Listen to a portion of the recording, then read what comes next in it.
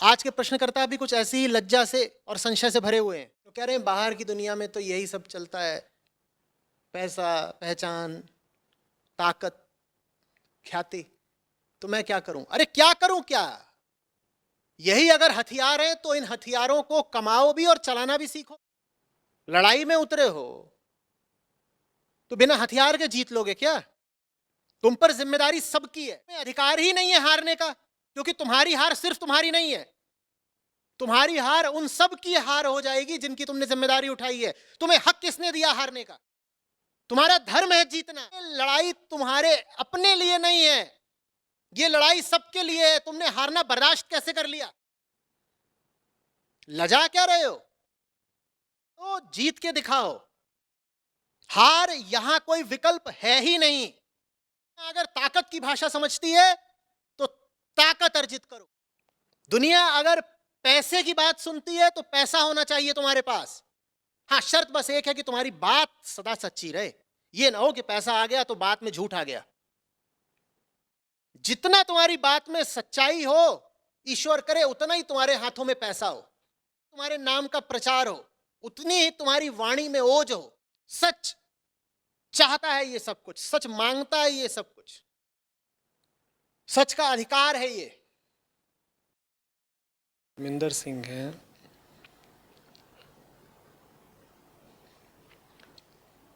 उनका सवाल है कि बाहर की दुनिया में सबसे ज़्यादा मूल्य ताकत को और नाम पहचान को दिया जाता है।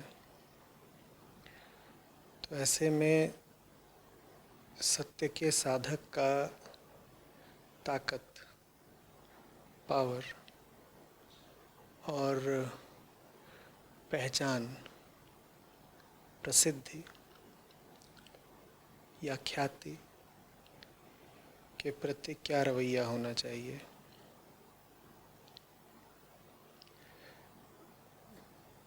परमिंदर,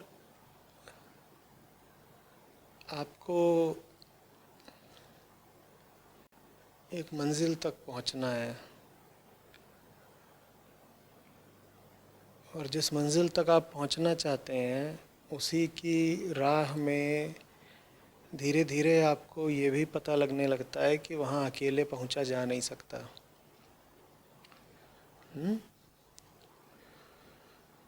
तो फिर आपको समझ में आता है कि जीवन का उद्देश्य होता है अपनी मुक्ति और सबका, दूसरों का कल्याण। ये जीवन का उद्देश्य है। इसलिए हम लगातार चल रहे हैं, क्रिया कर रहे हैं, गति कर रहे हैं। इसीलिए हम सांस ले रहे हैं, जी रहे हैं। हाँ, हम इस उद्देश्य से अगर अनभिज्ञ हों तो हम इधर उधर के तमाम छोटे मोटे विविध लाभहीन उद्देश्य बना लेंगे जिनसे न हमें कुछ मिलना है न दूसरों का कुछ भला है। पर आपने बात करी है सत्य की साधक की, तो मैं समझता हूँ सत्य के साधक को तो ये छोटी सी बात पता ही है कि वो जी किस लिए रहा है। वो जी रहा है, दोहराते हैं, अपनी मुक्ति के लिए और दूसरों के कल्याण के लिए। और ये दोनों बातें एकदम अंतर संबंधित हैं। अपनी मुक्ति दूसरों के कल्याण बिना हो नहीं सकती और दूसरों का कुछ भला करोगे तो अपनी मुक्ति में सहायता मिलेगी। अब ये आपको करना है। कैसे करोगे आप? काम छोटा नहीं है। ये करने के लिए आपको तमाम तरह के उपकरणों का, युक्तियों का, संसाधनों का इस्तेमाल करना पड़ेगा, है ना? बल्कि काम इतना बड़ा है, चाहे अपनी मुक्ति की बात करो चाहे दूसरों की भलाई की, काम इतना बड़ा है कि जितने संसाधन आपको मिल जाएं कम ही पड़ने हैं। जितनी आपको इधर उधर से सहायता मिल जाए कम ही पड़नी है। दूसरों की संख्या देखिए कितनी ज़्यादा है, और खुद को ही जीतना आदमी को इतना मुश्किल पड़ता है। दूसरों की मदद करें कि वो स्वयं को जीत लें, ये तो सोचिए कितना मुश्किल काम होगा। तो लगभग असंभव काम है, विराट उपक्रम है।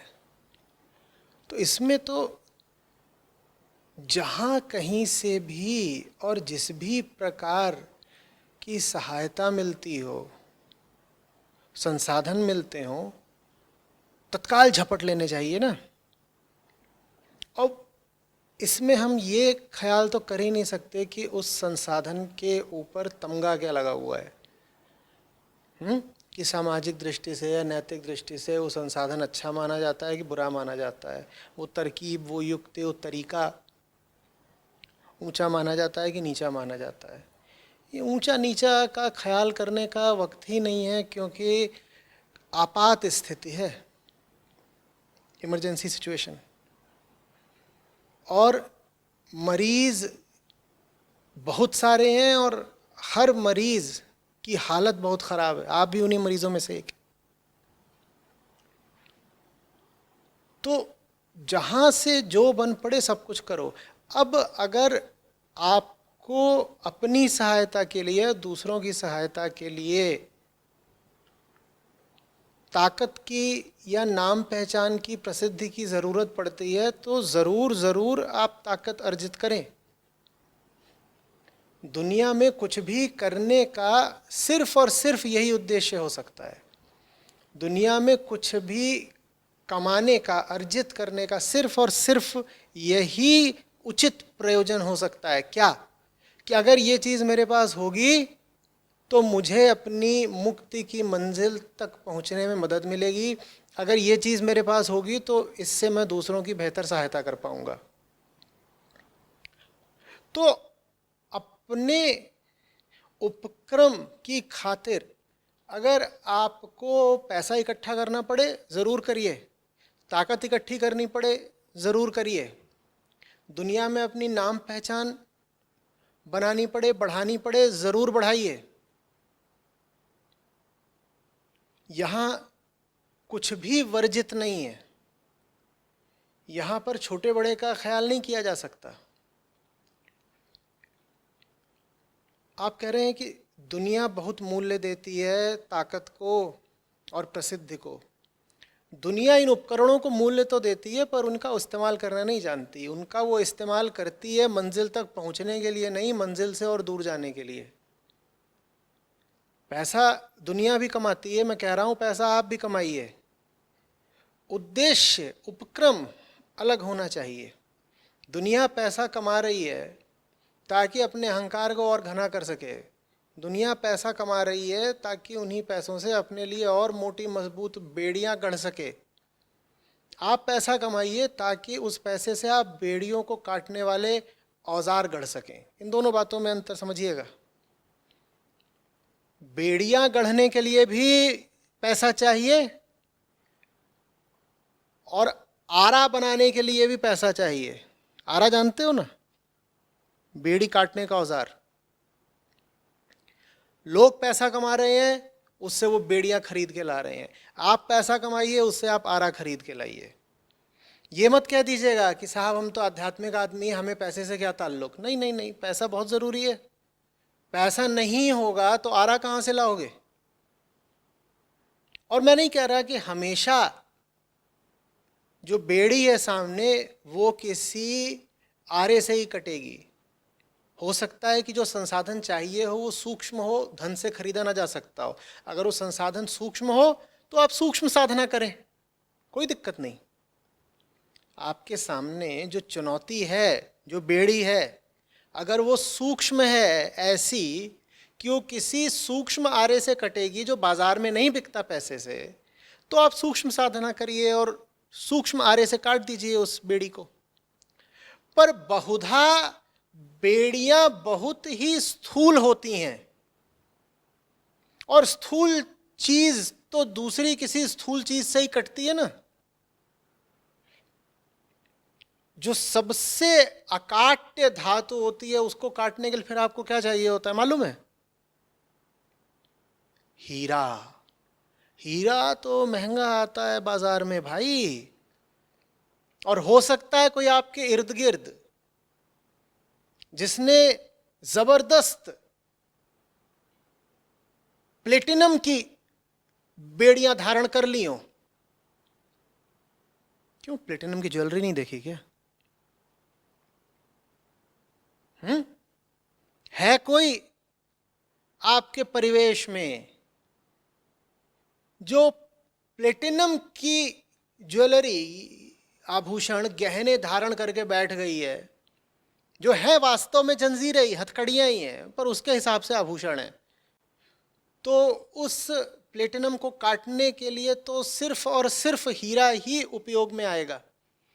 हीरा तो महंगा आता है, आपको हीरा खरीदना पड़ेगा। अब कमाइए ना पैसा, ये हुआ पैसे का सार्थक उपयोग, ये हुआ पैसे का सार्थक उपयोग। उसने पैसे का क्या इस्तेमाल करा है? अपने लिए बेड़ियां खरीदने के लिए। आपके पास भी पैसा होना चाहिए ताकि आप वो हीरा खरीद सको जिससे उसकी बेड़ी काटी जा सकती है। बात समझ में आ रही है? तो इस तरह की बात तो करिएगा ही नहीं कि अरे अध्यात्म में पैसे का क्या काम। अति मूर्खतापूर्ण बात है ये। अरे एक आध्यात्मिक विश्वविद्यालय भी खड़ा करना है तो स्वर्ग से थोड़ी उतरेगा, इसी जमीन पे खड़ा करना पड़ेगा, संसाधन लगेंगे, धन लगेगा। अभी मैं आपसे बात भी कर रहा हूं तो ये बात करने में बहुत सारे संसाधन लग रहे हैं और उनके पीछे बहुत सारे धन का व्यय हो रहा है। इस धन का व्यय हो रहा है आपकी बेड़ियां काटने के लिए, सबको आध्यात्मिक मंजिल तक पहुंचाने के लिए। अब यही बात प्रसिद्धि और ताकत पर भी लागू होती है। आप कह रहे हैं कि जीने का उद्देश्य है दूसरे का भला करना, ठीक, आपकी होगी बड़ी कामना, बड़ी तमन्ना दूसरों का भला करने की। अरे आप दूसरों का भला करोगे कैसे जब आपकी आवाज ही नहीं पहुंचेगी दूसरों तक?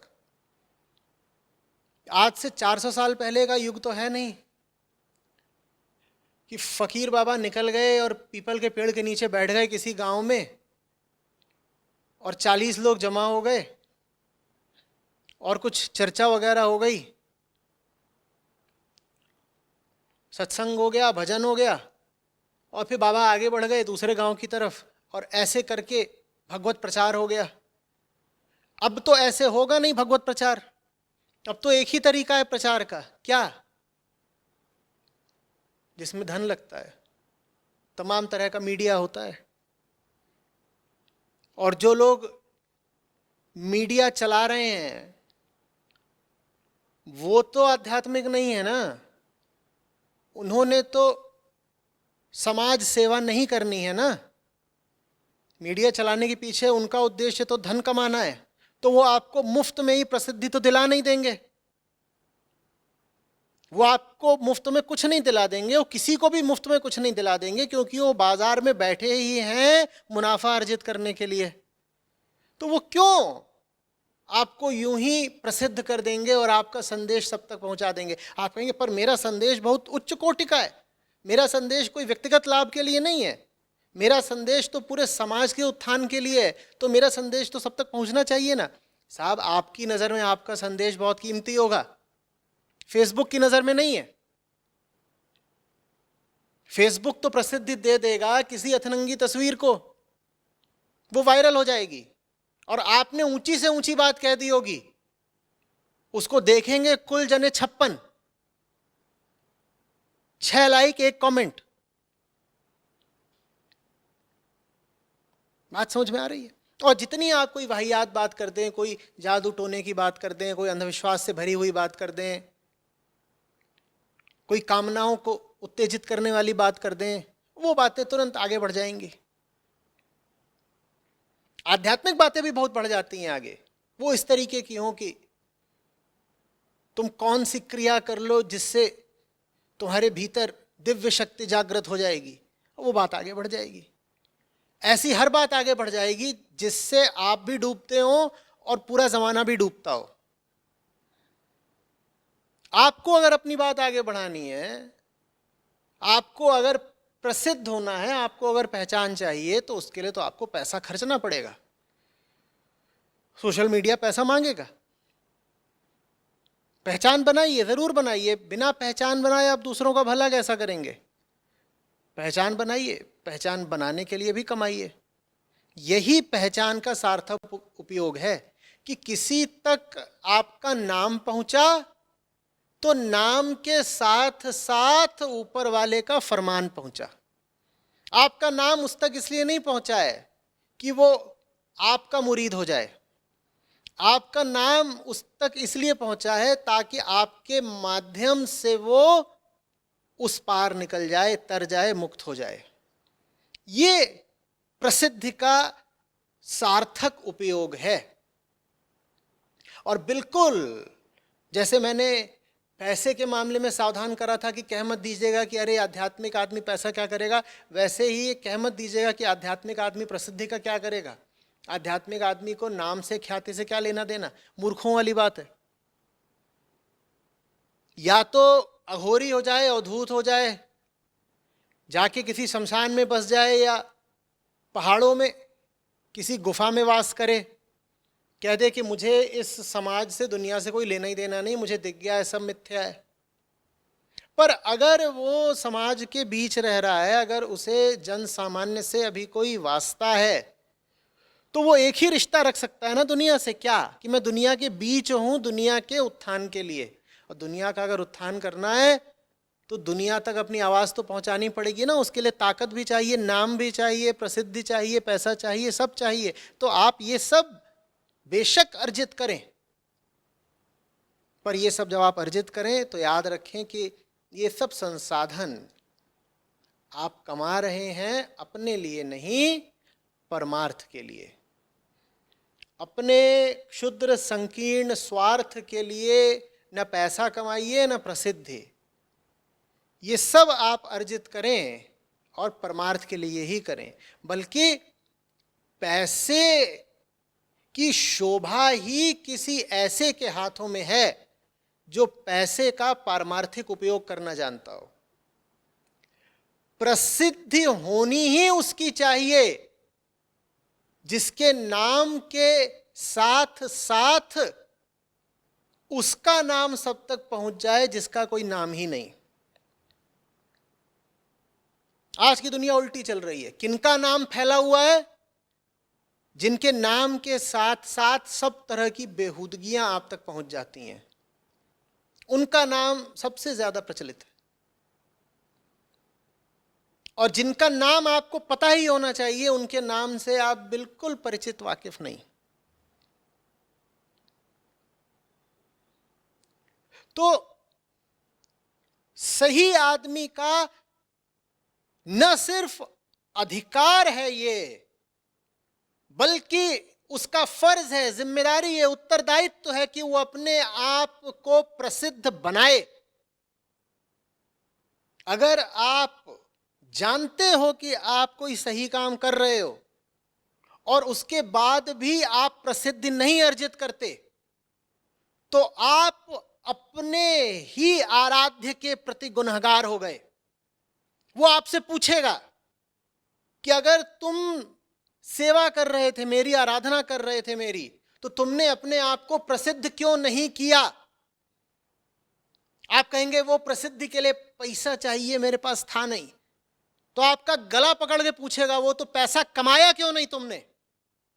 एक से एक गलीच लोग पैसा कमा लेते हैं अपनी अंधी कामनाएं, वासनाएं पूरी करने के लिए। उनकी कामनाओं में इतना दम होता है कि वो कामना के लिए पैसा कमा ले जाते हैं। और तुम्हारी तो कामना मैं था, सर्वश्रेष्ठ, सर्वोपरि, सर्वोच्च, और तुम मेरे लिए भी कमा नहीं पाए। तुम्हें क्या माफी दें? किसी को अपनी बीवी के लिए गहने बनवाने हैं, वो लाखों करोड़ों कमा लेता है। किसी को विदेश में बंगला खरीदना है और जीवन भर दुनिया घूमनी है, वो भी कमा लेता है।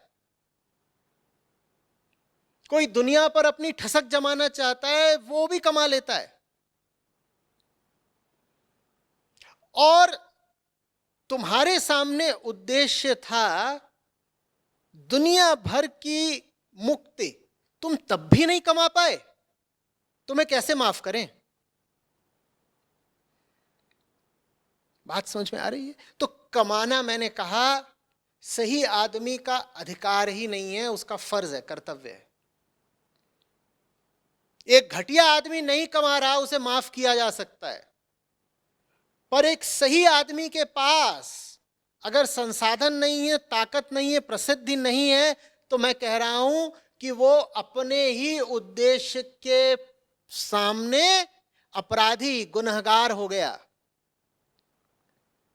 या तो तुम बहुत बड़ा उद्देश्य रखते नहीं, तुम कहते मुझे भी एक आम मध्यम वर्गीय जिंदगी बितानी है, मैं नहीं हूं सत्य का साधक वगैरह, मुझे भी एक छोटी मोटी जिंदगी बितानी है, छोटी मोटी जिंदगी बितानी है, तो ठीक है, उस छोटी जिंदगी के लिए छोटे साधन पर्याप्त हैं, तो तुम अपनी छोटी मोटी कुछ कमाई कर लेते।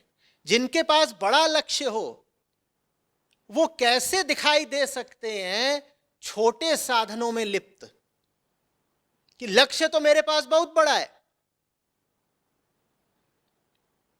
और पैसे हैं कुल 5,000, कि तुम क्या कर रहे हो? तुम असीम को चवन्नी चढ़ा रहे हो, उसका नाम है असीम। जब वो असीम है तो खासकर इस काल में उसकी सेवा करने के लिए संसाधन भी असीम चाहिए, और तुम चवन्नी लेके खड़े हो जाते हो कि ये मेरी ओर से भेंट है। तुम्हें लाज नहीं आती? तुम अपराधी नहीं हो गए? भाई कोई छोटा सा आपका लक्ष्य हो, मिशन हो, तो चवन्नियां चल जाएंगी। बूट पॉलिश करानी है, ठीक है, 5 रुपए चल जाएंगे, शायद 5 रुपए में वो भी नहीं होता आजकल, पर अनंत आपका कोई लक्ष्य हो, और सत्य के साधक का लक्ष्य तो देखो अनंत ही होता है। आप ये नहीं कह सकते कि मैं सत्य का साधक हूं, मैं तो एकांत साधना करता हूं। एकांत साधना जो सत्य का साधक कर रहा है उसको कुछ पता नहीं सत्य का।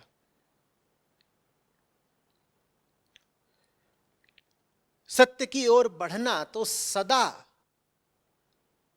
एक सार्वजनिक उपक्रम होगा।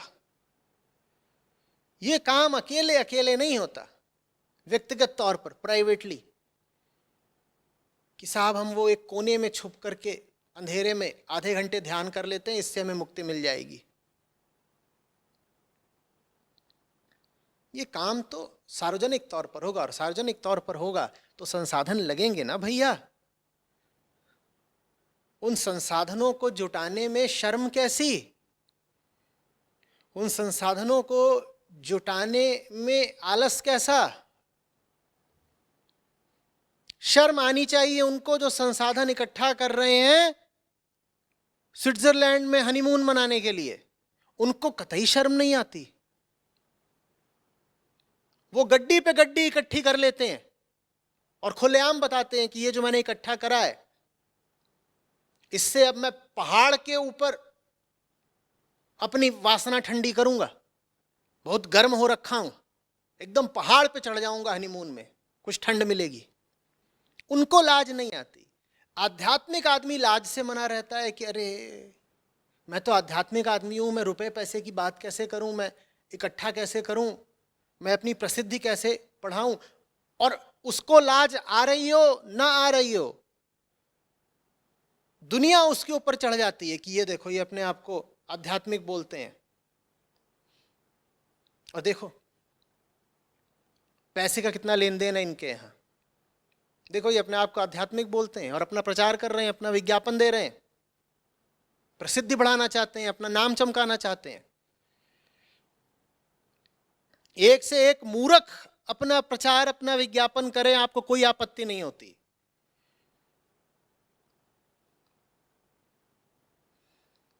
पर सच का संदेशवाहक उस संदेश का प्रचार करे तो आपको आपत्ति हो जाती है, आप ग्लानि से भर जाते हो,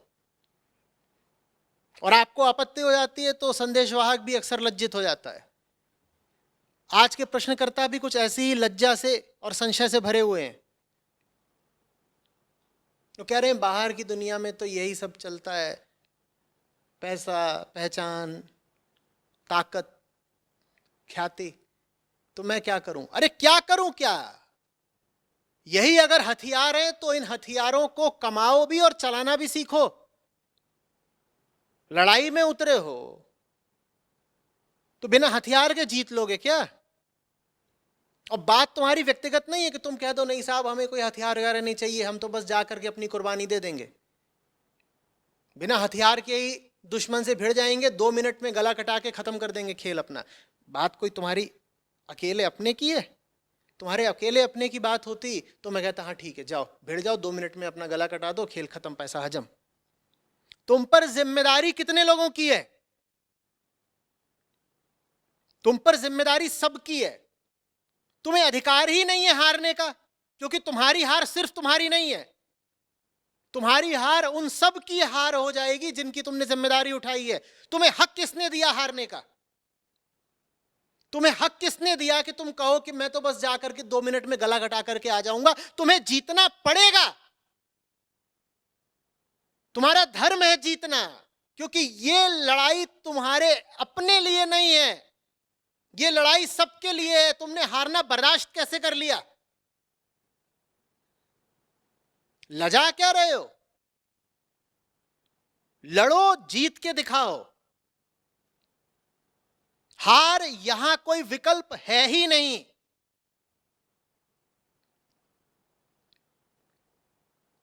दुनिया अगर ताकत की भाषा समझती है तो ताकत अर्जित करो।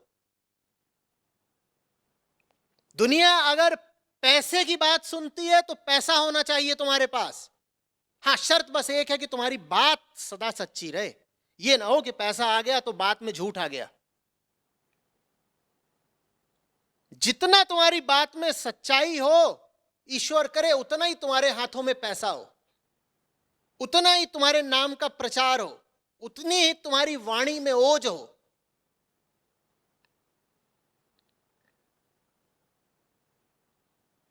सच चाहता है ये सब कुछ, सच मांगता है ये सब कुछ,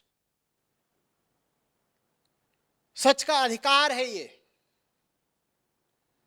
ऊंची से ऊंची लड़ाई के लिए महंगे से महंगे अस्त्र और आयुध चाहिए होते हैं, हां या ना? गली में 2 छोकरे भिड़ रहे हैं तो रामपुरी भी चल जाता है, कोई दिक्कत नहीं। रामपुरी भी ना मिले तो सड़क पर ही गिट्टी पड़ी हुई है, वही उठा के दे मारी, वही मिसाइल बन गई, चल जाता है, क्योंकि टुच्चे स्तर की लड़ाई है ना। और जब तुम ऊंची से ऊंची लड़ाई लड़ रहे हो तो तुम्हारे पास आयुध भी ऊंचे से ऊंचे किस्म के, गुणवत्ता के होने चाहिए, और वो सस्ते नहीं आएंगे। उनके लिए बड़ा मूल्य चुकाना पड़ेगा। वो मूल्य चुकाओ, अर्जित करो।